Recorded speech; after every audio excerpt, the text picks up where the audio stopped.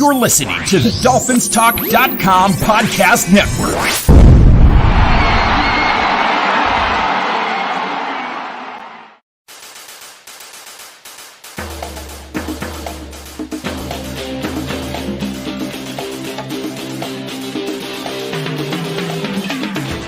Listening to DolphinsTalk.com daily, the most listened to daily Miami Dolphins podcast on the internet. Come on, Dolphins fans. Time to fins up.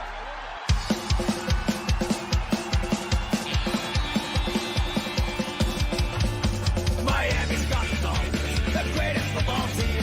We take the ball from goal to goal like no one's ever seen. We're in the air.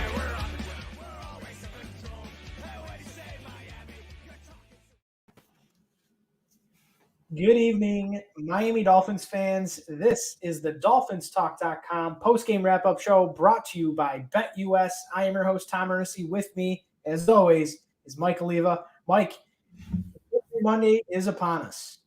It is an absolutely outstanding day, whether if you were listening to this on Sunday or on Monday. It was anytime you win on the road against a team inside of your own division, it's a great day. And the Miami Dolphins here held on to beat the Patriots 17-16, and it's a great day. And we're going to break it down. First off, I want to give a big shout-out to everyone listening at FinHeaven.com. Everyone go to FinHeaven.com, the largest Miami Dolphins message board on the internet, as well as for those of you watching on the I Am a Miami Dolphins Fan Facebook group. For everyone watching on Facebook, I need you to share this video right now, spread it around, and share it to all fans of the Dolphins. And, of course, if you're watching on YouTube, as always, Tom, be sure to subscribe to the Dolphins Talk YouTube channel and smash that like button.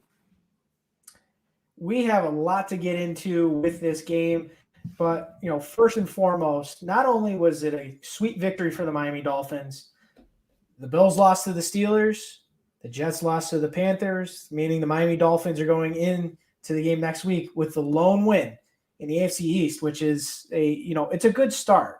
Overall, obviously, this is not a sprint. This is an absolute marathon. There are 17 more weeks here in the season, but you get off the schneid, you get a W. It probably one of the toughest places to play. And kudos to the Patriots. I think they did a very good job defensively. They put a lot of pressure on that young offensive line. But Tua and the Dolphins defense, they found a way to win. And that's what is most important. Yeah, absolutely. There's been that narrative here in the media the past few weeks. And I was surprised that CBS themselves brought up that how Tua would struggle in front of fans this year because, God forbid, when you play in the SEC and you're on road games against LSU, Auburn, and the playoffs, national championship game, it's like he's never played in front of fans before. And there was this narrative from a few members of national media that he was going to struggle playing his first real NFL road game in front of a full house, which I did not understand for the life of me.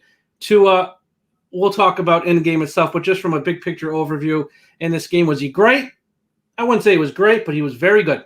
And, he made plays when he had to make plays, and he led the Miami Dolphins here to a 17-16 victory. So I think Tua Tagovailoa, it's only week one, but it was a very good week one for him, entering year number 2 of his NFL career. Now, Tom, one thing I want to talk about real quick were the inactives, because there was a surprise or two with the inactives. Number one, I think the most surprising one was Noah Igbenogany being a healthy scratch. For a first-round pick, you expect someone, at least be active. And I think it kind of shows you where he falls on the Miami Dolphins depth chart right now in that very crowded secondary, that very crowded cornerback room. So that was a little bit of a surprise. And also, Igbenogany is someone who in the preseason was returning a lot of the kickoffs as well. And he was a healthy scratch today. Greg Little. Now, this might have been less of a surprise after Saturday when Austin Jackson was cleared to play. Austin Jackson, he did not start, but Greg Little also is scratch. Preston Williams, less of a surprise because obviously he is still recovering from that injury from 2020. Trill Williams, again, not really surprised, and Elijah Campbell, who just got here the first week of September, not surprised. But Noah Igbenogany was a little bit of a surprise. Once again, not because you expect him to be a big contributor on the field, but you, for a first round pick in year 2, you at least think he'd be active. So a little bit of a head scratcher there. Yeah, the Dolphins are fairly deep at the quarterback spot. So, Noah, it is what it is right now with him. Obviously, that he has long time to sort it out. The Dolphins aren't obviously giving up on the young kid yet. Being inactive for week 1, it is what it is. And as we know with Brian Flores, what players are sitting and what players are going is all based on what they want to do defensively or offensively in the game. I'm sure Noah Benogany will be back in the lineup at some point, but he sat out today against the Patriots. But, Mike, we got to talk about this game and talk about how the Dolphins came to the 17-16 victory. So we're going to start it right off. The Dolphins won the toss and elected to defer, as always, and the Patriots get the ball to start. A little nerve-wracking at the very first play. Damian Harris bolts up the gut for 35 yards. But fortunately enough, the drive stalled out after a sack by Christian Wilkins, which actually was a fumble on that play as well, because Mac Jones decided to turn around and throw the ball down backwards, which is a backwards lateral, and ended up pushing him out of field goal range. And the Dolphins ended up getting the ball at the 20-yard line. And a very efficient 10-play, 80-yard drive that took 5 minutes and 5 seconds off the clock that was capped off by a Tua Tagovailoa RPO run of 2 yards into the end zone, and the Dolphins took a 7-0 lead. This was a very strong start to the season for the Miami Dolphins offense. Yes, it absolutely was. That first drive was kind of a statement drive for the entire offense. And one thing we will sort of talk about all throughout the game, Liam Eichenberg started at left tackle for the Miami Dolphins in this game. That's where he played in college at Notre Dame. And the entire preseason, he worked at left guard or right tackle. Didn't see him much at left tackle, but with no Austin Jackson, or at least just coming off the COVID list, Liam Eichenberg at left tackle, I thought he had his ups and downs, as any rookie does in his first game ever, and especially against on the road in a tough spot here. I thought he played well for the most part. Obviously, there's a few plays where he didn't. But on this drive, I thought he looked really good, at least on this opening drive. And Tua was just, I thought, fantastic on this drive. The offense was crisp, sharp, really no mistakes, and they just marched down the field and put 7 on the board real quick. Yeah, overall, again, it was a great start, but it got even better on the next Patriots possession on on 1st and 10 from the Patriots 39-yard line.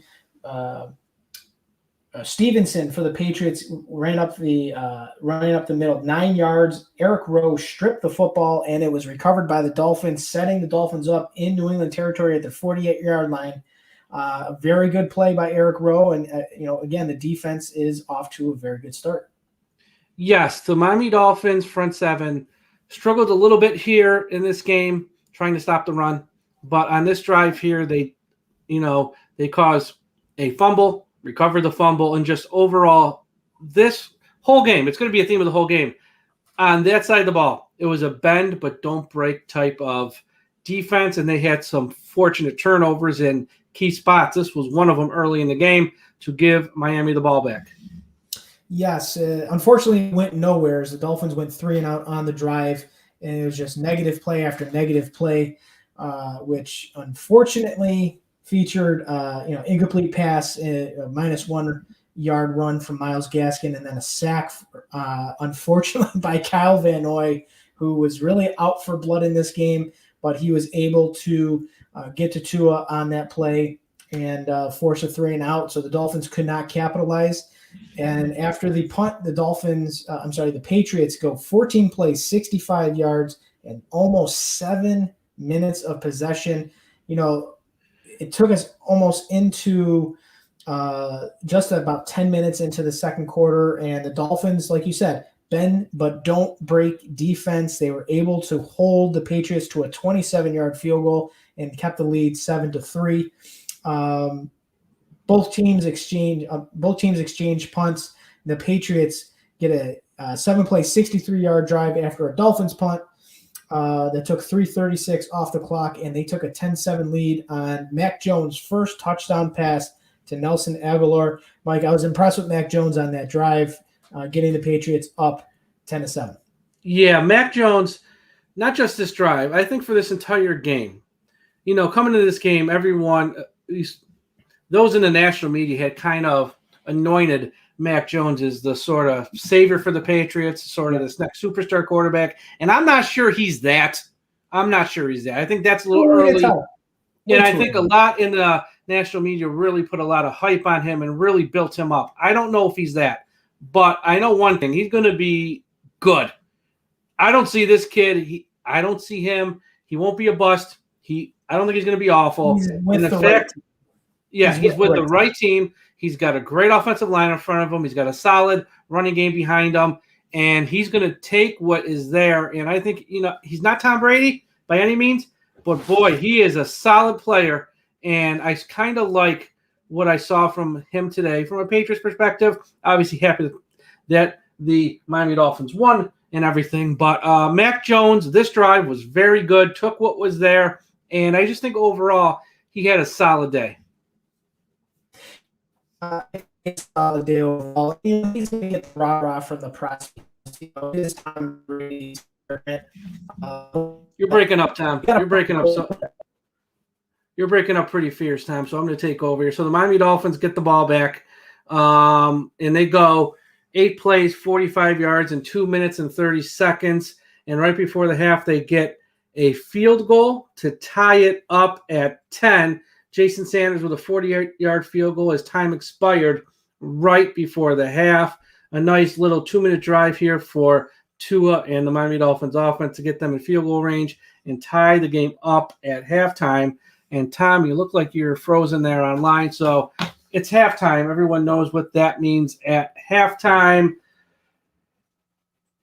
Manscaped.com is one of the official sponsors here of the DolphinsTalk.com podcast. And with Manscaped, everyone go there. Save 20% on your order with the promo code Manscaped. Do you like playing with your balls? No, I'm not talking about footballs. I mean your balls. Our friends at Manscaped, the global leaders in below-the-waist grooming, want you to shave and use the Tom Brady of ball trimmers. I'm sorry, Dolphins fans. This is what they sent me and the new Lawnmower 4.0. Everyone go to Manscaped.com. Use the promo code DolphinsTalk. Save 20% on your order and get free shipping. They have a bunch of great products like the Shed Travel Bag, Boxer Briefs, the Crop Reviver, the Crop Mat, and so much more. Everyone go to Manscaped.com. Use the promo code DolphinsTalk and save 20%. And also BetUS. BetUS, life is back on sports bettors. And BetUS has your UFC, PGA, college football, MLB, and yes, NFL betting lines up for their 27th year. And live betting on all of it. Log in to BetUS.com or call 800-792-3887.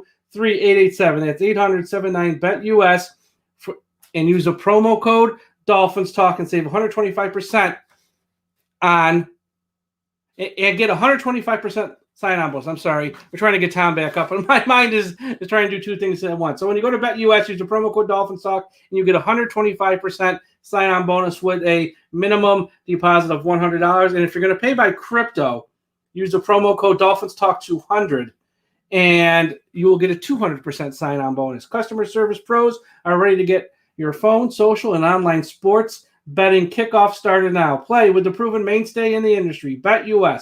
You bet, you win, you get paid. BetUS.com. Everyone go to BetUS. And today, if you had bet the Miami Dolphins, who were an underdog in this game, you made a few bucks. And if you bet them on the money line, you made a lot of money because the Miami Dolphins won today, and they covered that spread since they were the underdog. So everyone go to BetUS.com, promo code DolphinsTalk for 125% sign-on bonus, and also use the promo code DolphinsTalk200 if you're paying by crypto. And I think we got Tom back. Yeah, sort of. I mean, I don't know what's going on here with my internet, so I apologize for that, everybody. Just got to get back in the swing of things. But hey, you got all the stuff out there for sponsors, so that's good.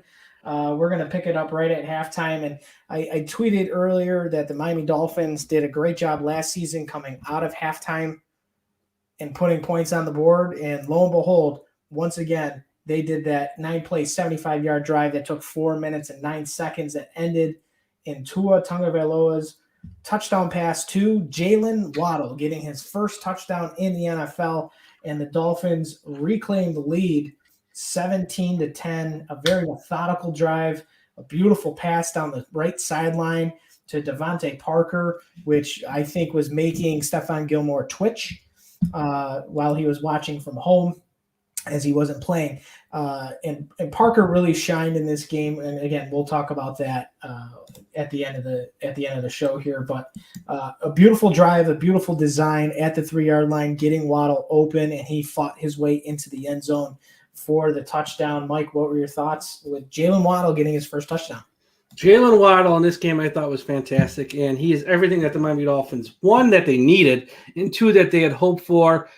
Chunk yardage plays. He converted on third down and a touchdown there. Obviously, his speed is a big asset. Jalen is a big asset. Jalen Waddle is exactly what the Miami Dolphins need, and I just thought he was fantastic in this game, and it showed why the Miami Dolphins took him 6 overall, because this offense last year and in previous years really didn't have a guy like him. Wilson and Grant are very good players, but they can't do what Waddle does at the wide receiver position, and Waddle showed why he was picked number 6 overall. Yeah, I think he's going to be absolutely electric, and the Dolphins can definitely take some notes from what the Steelers did with Buffalo defensively today and use that in that game next week, which is going to be huge. Coming to the Rock, Buffalo Bills next week is going to be a massive game for the Dolphins. If they can get up to a 2-0 record to start the season, the sky's the limit. But let's continue to talk about this one. The Patriots, Mac Jones, a 14-play, 67-yard drive that took 8 minutes and 1 second off the clock. I was just absolutely floored by how long this drive was, and the fact that the Dolphins were able to get them off the field after an 8-minute drive and only surrendering 3 points. Again, bend but don't break. It was such a great defensive stand after a long drive. Mac Jones was the epitome of a sort of, dink and dunk type offense. He just took what was there for a lot of the game. Now, there were some times where he wasn't even looking at his wide receivers. He was just taking whatever was underneath and sort of checking down after checking down. So that's how you get these 8-minute drives, when you can run the ball a little and you can just sort of dink and dunk your way up the field. Yep. But then there comes a point where it's sort of you got to score a touchdown or else, and he couldn't punch it in the end zone here, and they settled for a field goal. Yeah, so the 8-minute drive, you would hope that the Dolphins offense would come on the field to give the defense a little bit of a breather. Only 1 minute, 37 seconds. It was a 3-and-out. Dolphins had to punt it away. The Patriots, once again, a 14-play, 57-yard drive that took 5 minutes and 37 seconds off the field. Again, the Dolphins defense suffocates inside the 20-yard line. The Patriots had to settle for a 33-yard field goal. It's such a tremendous job. The Patriots, when you look at those last 2 drives, that's a little bit more than a quarter and a minute that they've had the ball in the second half. The Dolphins offense just was not on the field, but able to continue to hold the Patriots to only a field goal on the very next drive. And this is what is going to be talked about by a lot of people from our fan base, national media. It was the interception on the next drive from Tua as he escaped a would-be sack as he was about to get hit by Matt Judon. He threw the ball up. Ball was tipped 2 times by Dolphins receivers and then intercepted. At the end of the day, that ball cannot be thrown. You eat that football or you throw it out of bounds. Tua just tried to make a play.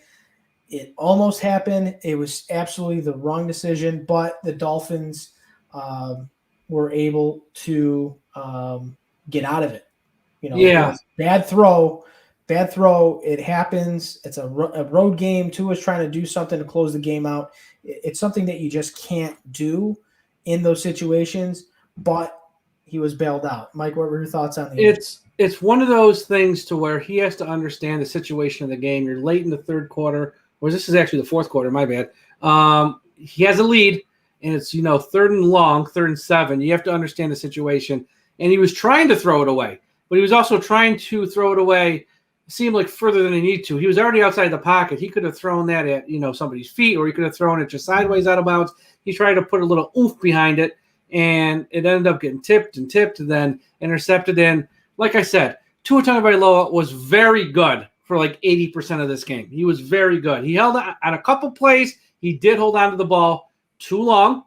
Yep. And on this play, it was just a bad play by him, which, again, not the end of the world. It didn't hurt them in the end. It's one of those things you hope he learns from and hopes he that we don't see again from him. But, you sort of have to call it like it is. That was a bad play by Tua in a bad spot. As late in the game, you just can't turn it over like that and give the Patriots the ball near midfield, essentially, in a 1-point game where you're just trying to run out the clock here and hold on to a win. So Tua, a lot of good in this game. Really, I mean, you can't knock much on anything, but this was one very bad decision by the second-year quarterback. You have to take it all in stride. This is his first true road game in the league. New England getting their fans back. Every NFL stadium that hosted their game this weekend, every fan base was juiced up to be back in the stadium to root their team on. That is a very tough place to play. As we know, as Dolphins fans, it has been very difficult to win in New England. I think that is our third or fourth win in New England since the 2008 Wildcat game. I mean, it's not many. Few and far between. It's a tough place, but at the end of the day, winners find a way to win. And this team found a way to win because on the next possession with the Patriots starting at midfield, gets the ball down to the Dolphins 11-yard line. And then Damian Harris goes right tackle to the 9, and he is stripped by Xavier Howard and Jerome Baker, and it was recovered by Xavier Howard, which is why he should have been Defensive Player of the Year last year, but he is off to a very strong start this year. And the Miami Dolphins were able to run the clock out, force the Patriots to use all their timeouts, and then picked up a first down and got it to the 2-minute warning, and that closed the game. The Miami Dolphins win 17-16. Mike, again, you can't say enough about this team winning in Foxborough. That is a great start to the season, and you look ahead now to Buffalo next week. You had to get a W this week. It was huge. Yeah, like I said, anytime you get a win in this league, you never apologize for it. And anytime you can win on the road inside of your own division, that just makes it that much sweeter. And last year, pretty much 365 last year, week 1, they lost in this spot, Miami. They lost week 1 to the Patriots in New England. 1 year later, fast forward, and now they get a win. And it's a win. It wasn't a clean game. It wasn't a perfect game. We know the things they have to improve. We know the things they have to fix. But it's week 1 of a long season, and there's a lot of teams right now where we'll be watching film this week saying we have to clean this up, we have to fix that. And even though it wasn't pretty at times for the Dolphins, they found a way to hold on to get a win, and that's all that matters at the end of the day. And it's outstanding. I mean, it really is. Everyone has such high expectations for this team this year, and they think they're going to be special, make the playoffs, and get in there. And for all that to happen, you got to win games like this on the road against teams inside the AFC East. 100%. The way you can win your division is by beating the teams within your division. So let's get into the overall stats for the game. The Patriots had 24 first downs, so the Dolphins 16. They were 11 of 16 on third down, the Patriots. That, again, like I said at the top of the show, Josh McDaniels found a way to give Mac Jones great opportunities to convert those third downs. I don't think the Patriots are in many third and longs at all. I didn't see them much in like 3rd and 10 or more throughout this game. No, and and a large part of that was because of their offensive line, and they were just able to get 3-4 yards on first down, and then that put them in second and manageable. Then they got into 3rd and short. When you're in 3rd and short, you will convert in this league much easier than if you're in 3rd and long. And they were in 3rd and short most of the day because they were able to run the ball. Yep. The Dolphins were 4 for 11 on third down. Total plays, the Patriots ran 70 plays to the Dolphins 52. Total yards, the Patriots had 393 total yards of offense. The Dolphins with 259. And the amazing stat was the 8 drives for the Patriots to the 9 to the Dolphins, but the 9th drive was the closeout drive for Miami. So don't really take that with a grain of salt. Yards per play, 5.6 for New England, 5.0 for the Dolphins. Tua Tagovailoa, 16 to 27 for 185 yards, 1 touchdown, 1 interception, 6.4 yards per pass, and he had the rushing touchdown. Actually, he had 202 yards. I think some of those I'm sorry. sacks, The sacks were in there. So, 202, and he was sacked twice for 17-yard loss. Mac Jones, 29 to 39, 6.7 yards per pass. He had 1 touchdown, and he was sacked once for a loss of 13 yards. On the ground, the Dolphins ran 23 times for 74 yards at 3.2 yards per attempt. The Patriots, 30 attempts, 125 yards at 4.2. So it wasn't bad at the end of the day. They only gave up 4 yards a carry. This is the stat Mike likes every single week. Red zone attempts, the Dolphins cashed in 2 out of the 2 times they made the red zone. The Patriots, 1 for 4. Bend, but do not break is the motto here. Penalties, Miami penalized 5 times for 28. The Patriots, 8 for 84, which is probably one of the more stunning stats you'll ever see. And they had some bad ones too. They had some really bad penalties. They had some big plays that were taken back. Miami's 5 for 28. The only one I can really complain about, which it's the rule. It's the rule. Elandon Roberts sack on Mac Jones. Now, I don't like the rule. So that's why I don't like why it should be a penalty. But the referee is 100% right for throwing the flag because that's the rule, how it's written. And Roberts, I don't know what you expect him to do. As you know, and I didn't even think he did hit him under the knee, but he didn't hit him, I guess you could say, badly under the knee. He hit him by the side. Yeah. He wasn't trying to hurt him, and he was sort of falling down. Yeah, he was falling down. So the ref, it's a penalty because it is the right call by the ref. I get it. I just don't like the rule. I think that rule, you need to judge intent, and there has to be some intent to sort of hurt somebody. And clearly on that play, there was no intent to hurt someone. He just was sort of sacking the quarterback. It just happened to be a little bit of a lower hit. But I get it. But really, 5 penalties for Miami. They had a few holdings. Solomon Kinley was an illegal man downfield, which almost hurt him at the end of the game. Liam Eichenberg, I think, had a hold. So overall, a pretty clean game for the Dolphins, and the Patriots were sloppy. Yep.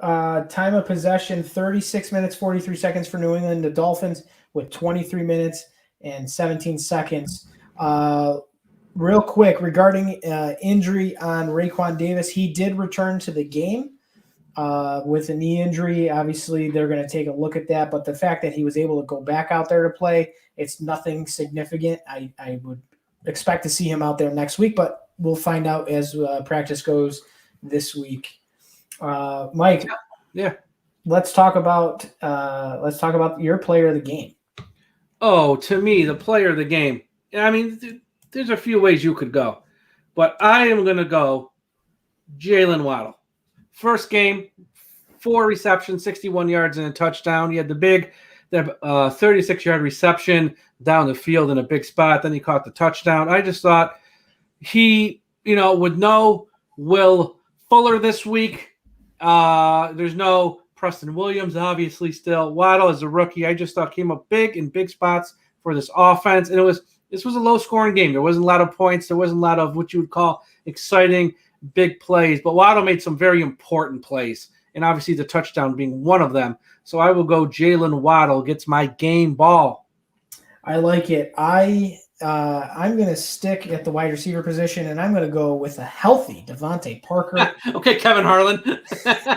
I had to throw that part in there. It's the often injured.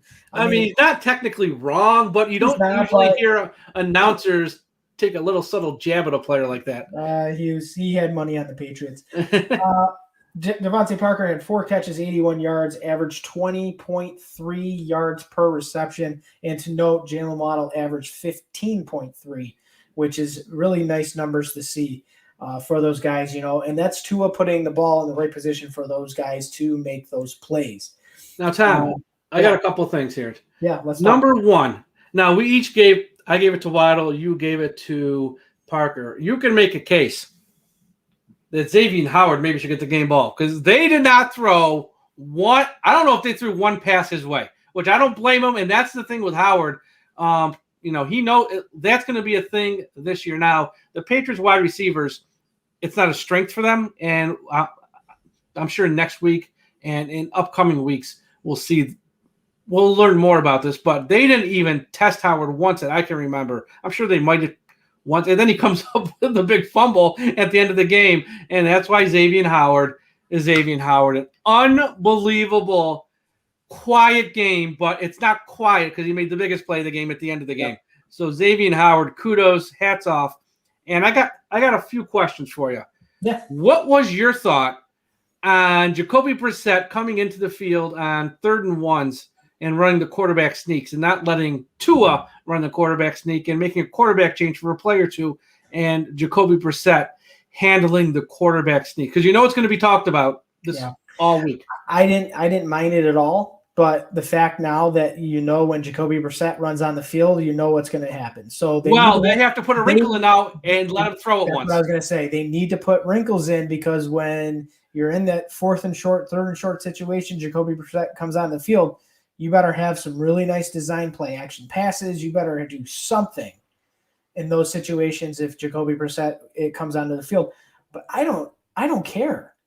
Let Jacoby Brissett take some of the punishment, and Tua doesn't have to take those 3rd and short punishments at the middle of the line of scrimmage. You're right. I'm perfectly fine with it. I'm fine with it too because of the size. I mean, he obviously has the size. He's a larger man at quarterback, so it works for him to do that. The one small issue I had was the first time they did it, leave him on the field. They tried to get too cute. And I think if you're going to do something like this, don't get too cute. Let him go out there, run his sneak, and then take them off. Don't leave them out there. Try to have them jump off sides or try to have them use a timeout. That, to me, is just overthinking this. And it didn't work this week. And I just fear one of these weeks it might really backfire on them. Just let them go out there for his one play, the sneak, or if you want to toss in a wrinkle, let him throw a pass, whatever. Just leaving them out there 2 plays in a row. I thought they were just trying to get too cute. Next question for you. We saw the return of the Wildcats. And I got to admit, for a team that is not known like the 2021 Miami Dolphins, who are going to struggle to run the ball, when they did the Wildcat, it worked. And it worked well. And we saw it with Salvin Ahmed. We saw it with Malcolm Brown, who it really worked with Malcolm Brown. I would not mind seeing – now, I don't want it to be as much as we saw in 2008, but I would not mind seeing more Wildcat running plays because I think it'll work. I really do think it'll work. And it might give this running game a little bit of a spark to where it might help this offense out greatly in the upcoming weeks. And it's got to be used at the proper time. I think using it in those moments when you're inside the red zone, inside the 5-yard line, those are the perfect times to do it. You don't want to do it at your own 20-yard line. No. Do it in a situation where plus territory. Absolutely. And like we learned from 2008, and a lot of teams still run these wrinkled Wildcats, is it's a lot of motion. There's a lot of moving parts. And that can cause some confusion with the defense. So again, add your wrinkles in as you go down this, as you go each and every week, add your wrinkles in those situations. And, if it works, great. If it doesn't, go back to the drawing board. But I do like the creativity down inside the 10-yard line to use the Wildcat multiple times. Yeah, absolutely. Because overall, this game, it's funny, you saw this Miami Dolphins team, which we saw all last year in 2020. We saw it again today, week 1 of the regular season. They have so much grit, and they will fight to the last whistle, and they fight, and they fight, and they make the timely plays, and they'll, more times than not, they come out on top, and that's what happened again here today. But in a lot of ways, this game was very similar to watching the Miami Dolphins play in 2020, because where they struggled, now it's time to talk about where they sort of struggled in this win, was sort of, a consistent pass rush, especially in the first half. Yeah. Stopping the run, but some of that might have been the loss of Raekwon early in the game where he was out for a big chunk of the game. We'll know more about that next week, I think, but that was something that's a little bit of a struggle. And I know a lot of fans we're sort of clamoring for the Miami Dolphins now to go back outside there and re-sign Benardrick McKinney, who I know is not someone who can play well in pass coverage, but man, he can stop the run. And I think I don't know, it wouldn't be the worst idea to sort of consider bringing back free agent Benardrick McKinney, who Miami let go the first week of September, back in, because I think he's a guy who, when you put in the middle of this front seven, can really help. I really do think that, because we saw what the Patriots did today with a very good offensive line and a solid running game. That's what these other teams are going to sort of pick up on. And on the other side of the ball, the offensive line I thought was good. I'm not going to say, it was, it wasn't like it totally was in 2020. They were good. Now, they had some breakdowns, like any team does. Yeah. They had some breakdowns. But overall, I thought the offensive line was good. And here's a question about Liam Eichenberg. Who had his ups and downs. Yeah. Was this a Wally Pipp type moment, you think? Do you think he's the new left tackle on this team moving forward? Or is Austin Jackson back at left tackle next week, and right tackle will be either Jesse Davis or Liam Eichenberg? Was this what we saw today? And I don't know. Honestly, I don't know, because I'm sure when they watched the tape, like I said, there was some ups and downs with Liam. He got beat bad in a couple plays, he had a penalty, but there were times he looked really good too. And I don't know what's in the minds of the Miami Dolphins staff. Was this a Wally Pipp type moment? I think so. I would expect Austin Jackson back out there next week if he's healthy enough to be out there. I expect him to be at left tackle. But Eichenberg has proved, he proved for the most part that he can definitely take some reps and be a factor on the offensive line. Yes, he did struggle. It's his first game in the NFL. He struggled at times. He looked really good at times too. He 100% did. Yes, you're going against a guy like Matt Judon, who's a very effective pass rusher. Kyle Van Noy, who we know is a decent pass rusher as well. The Patriots have a really strong defensive front, and he held his own for the most part. He had penalties. Yes, he gave up a sack. It is what it is. And I think he did good enough to where you could look at him and say, all right, let's get you some more reps, maybe at right tackle. Maybe we'll get you over there, protect Tua's blind side if they feel strong enough about it. But yeah, that's going to be interesting to watch. Yeah, that's going to be interesting to watch here moving forward, because I don't know if it's a Wally Pipp type moment. And for those who don't know, because I put this up on social media, some people who are more of our younger fans who don't know what that means. Wally Pipp was the first baseman for the New York Yankees. He sat out one day. I think he had a headache. I believe he sat out with a headache. And for the next 2,130 games, Lou Gehrig was the new Yankees first baseman, and he replaced him, and Wally Pipp never got his job back. I don't know if that's the case. I do think Austin Jackson probably will be at left tackle next week. But now Liam Eichenberg showed us something today. We know through the preseason he can play left guard. And we saw him in the preseason, did a lot of work at right tackle, and he played well there. Now we know, if need be, he can play left tackle, which we all kind of knew because that's where he played at Notre Dame. But to do it sort of in a pinch, in a real game, that really says something. So Liam Eichenberg now has, he already had position flexibility heading into this game, but now he's got something to put on his resume. And that makes me very happy. So Liam, that's going to be interesting to see how this shakes out this week, because between Austin Jackson, Liam Eichenberg, and Jesse Davis, they all can't play. So somebody is going to be on the bench, and we have to see, which we probably won't know the next Sunday at about 11 a.m., which one is going to be which two will be the starting offensive tackles for the Miami Dolphins when they take on the Buffalo Bills. Yeah, that's a huge, huge week coming up here for the Miami Dolphins. And like I said earlier, you can start a season 2-0 against your division. You're setting yourself up for success. And we know the schedule for the Dolphins after Buffalo, but it's one game at a time.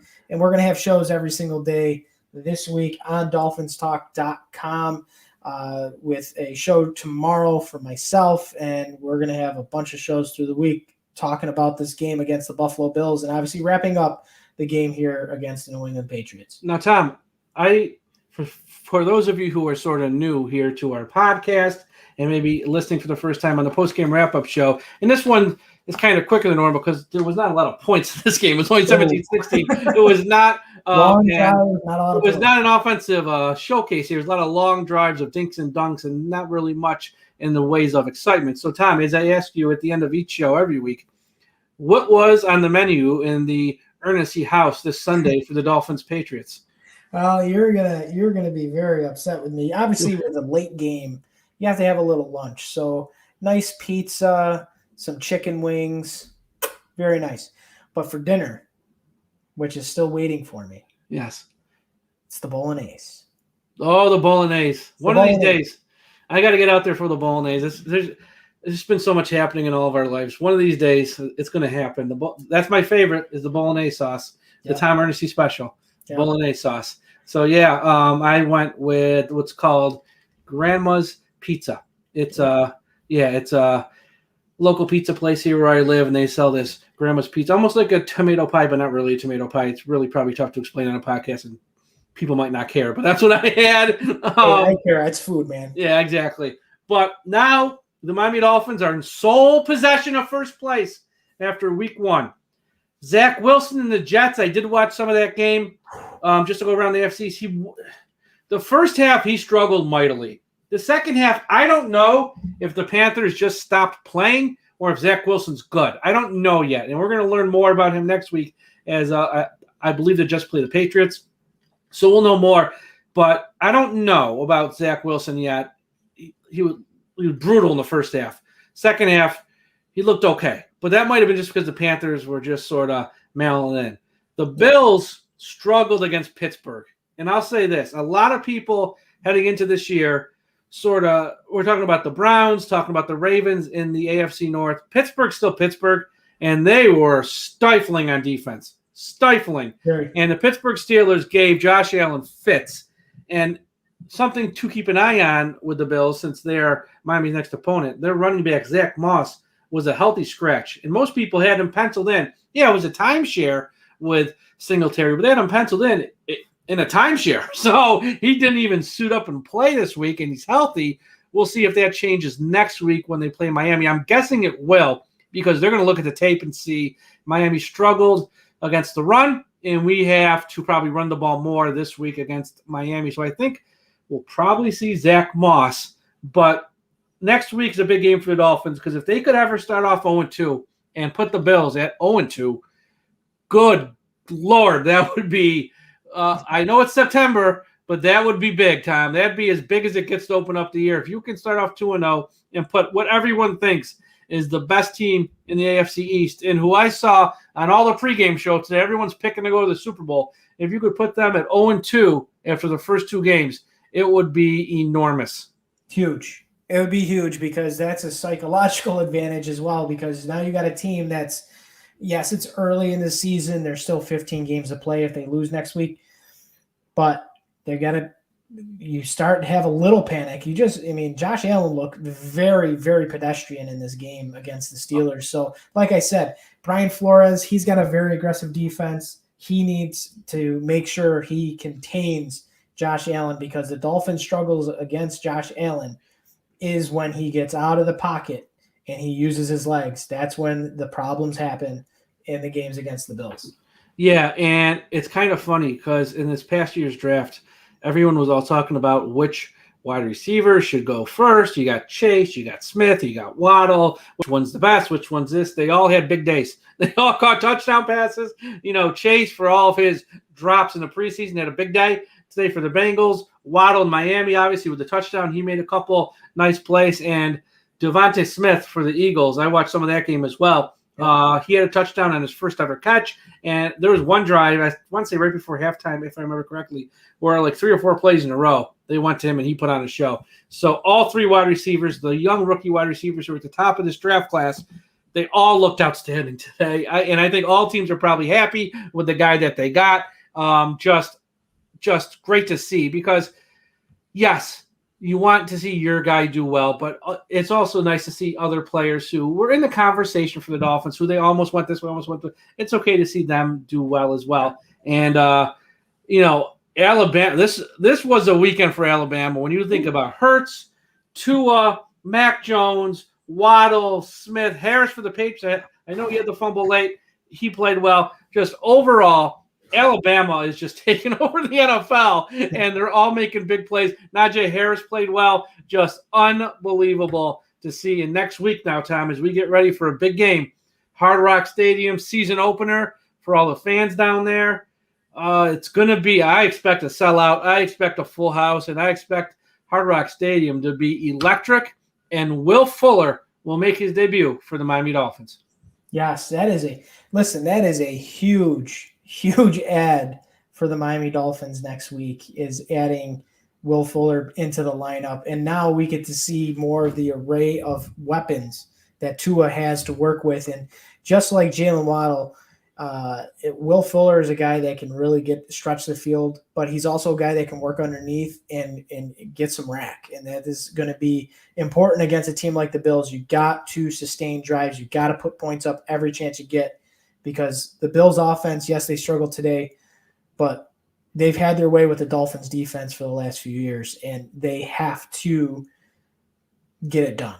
This is probably, I'm going to say it right now, this is a huge game for the Dolphins next week. It's a statement game, because the Bills, the past few years, have had our number. They have, and you got to give them credit. They're a very good team. I know we're all not fans of the Bills, but you got to give them their credit. They're a very good team, and especially that Week 17 game from last year. If that doesn't motivate the Miami Dolphins, that group, which is most of the team that's now here this year, if that doesn't motivate them to come out ready, and this upcoming week, their next Sunday, I don't know what will, because law averages, the Dolphins got to beat these guys at least once. And you would think that one of these times it would probably be at home. It's 1 o'clock. It's going to be hopefully hot down there at Hard Rock Stadium.